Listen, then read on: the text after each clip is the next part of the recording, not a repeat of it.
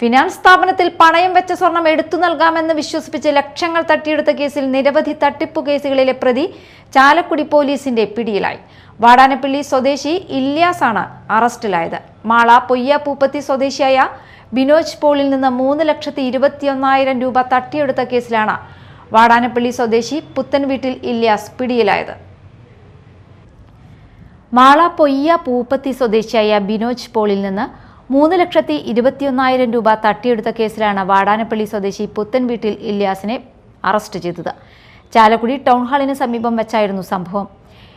Olivia Gramin credit എന്ന സ്ഥാപനത്തിൽ പണയം വെച്ചിരിക്കുന്ന 28 ഗ്രാം സ്വർണം തിരിച്ചെടുത്ത് നൽകാമെന്നും പിന്നീട് അത് ബിനോജ് പോളിനെ വിൽക്കാമെന്നും വിശ്വസിപ്പിച്ചാണ് പ്രതി പണം കൈപ്പറ്റിയത്. എന്നാൽ യഥാർത്ഥ സ്വർണത്തിന് പകരം സ്വർണ്ണ നിറമുള്ള മുക്കുപണ്ടത്തിന്റെ മാലയും കൈച്ചെയിനും നൽകി പണവുമായി കടന്നുകളയുകയായിരുന്നുവെന്നാണ് പോലീസ് പറയുന്നത്. കേരളത്തിന്റെ വിവിധ ഭാഗങ്ങളിൽ സമാന രീതിയിലുള്ള തട്ടിപ്പും മോഷണവും നടത്തിയ കേസുകളിൽ ഇല്യാസ് പ്രതിയാണെന്ന് പോലീസ് അറിയിച്ചു.